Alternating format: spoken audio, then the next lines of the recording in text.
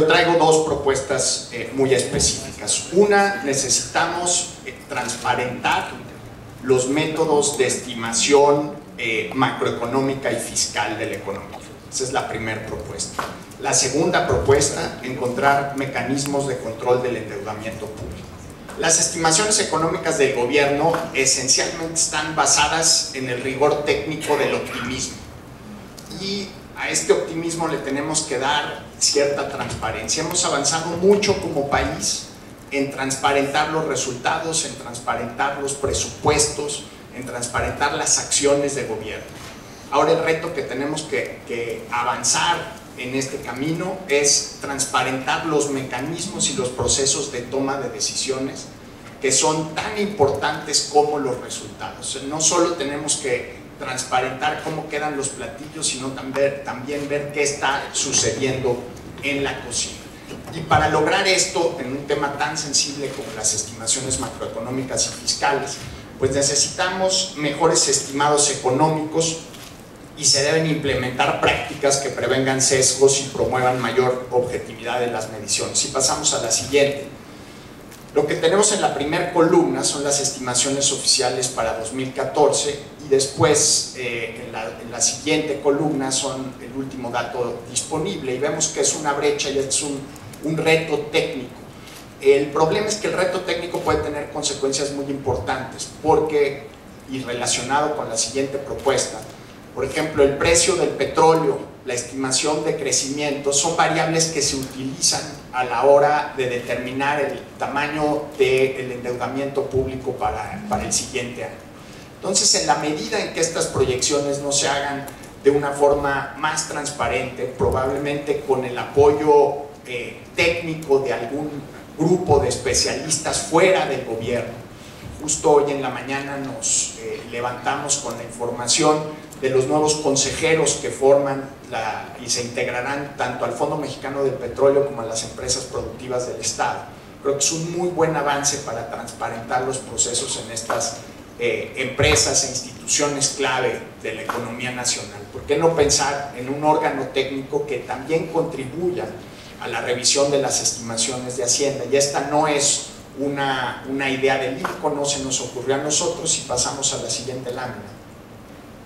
Es el modelo que utiliza Chile para implementar su política fiscal contracíclica y la política de balance estructural. O sea, estas estimaciones pueden tener consecuencias tan importantes para la vida económica que requieren un proceso de filtro de ideas, de discusión pública de cómo se están tomando estas discusiones y por eso las propuestas, y pasamos a la siguiente, ya de una manera más específica, publicar las metodologías usadas en la elaboración de los criterios generales de política económica. Ya que se publican puede haber una discusión pública al respecto de qué criterios se utilizaron, probablemente someter estos criterios a revisión de un órgano técnico independiente conformado por expertos en la materia. Aquí el caso chileno ya lleva en funcionamiento varios años y ha dado resultados muy positivos.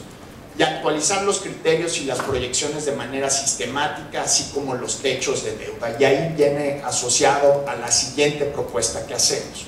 Imaginémoslo no en el caso de un país, imaginémoslo en el caso de una familia donde a la jefa o al jefe de familia le suben de manera notable la quincena del mes. Tiene un aumento de salario, el ingreso familiar aumenta. Pero a la par de que el ingreso familiar aumenta, el patrón de consumo familiar se eleva a una manera más acelerada que el patrón de ingresos. Entonces no solo sube su cheque de quincena, sino también empieza a subir su saldo de tarjeta de crédito. Y eso es lo que nos está sucediendo en el 2014. Se aumentó la deuda pública de manera notable y al mismo tiempo están creciendo los ingresos del gobierno.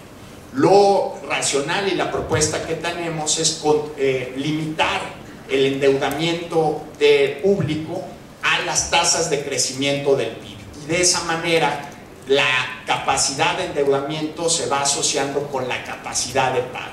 Y esperemos que las cosas se alineen, las estrellas se alineen para el futuro económico del país.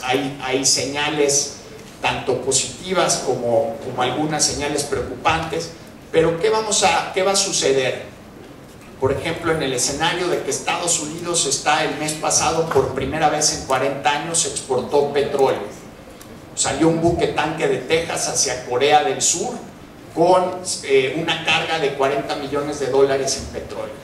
¿Qué va a suceder en un escenario en el que era el principal importador de petróleo del mundo ya no lo es desde el año pasado? Estados Unidos le cedió ese lugar a China.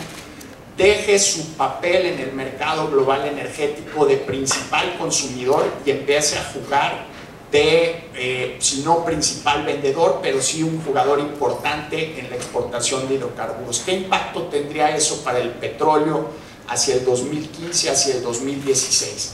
Y de esas estimaciones va a depender en buena medida el ingreso público. Y de la capacidad del ingreso público va a depender la posibilidad de que México cumpla con sus obligaciones a la hora de contratar el endeudamiento. Entonces, de ahí, de estos escenarios que tenemos que tomar en cuenta en un contexto de una economía global profundamente en procesos de profundo cambio, tenemos que transparentar la manera en la que se hacen las estimaciones y ponerle algún límite racional al endeudamiento. La deuda es un instrumento, como puede ser una herramienta, como puede ser un martillo, que igual no sirve para construir una casa que para lastimar a una persona. No es el tema de satanizar el endeudamiento público, sino es convertirlo en un instrumento financiero para que contribuya al desarrollo del país y no ponga en riesgo la solidez de largo plazo de la economía mexicana. Muchísimas gracias.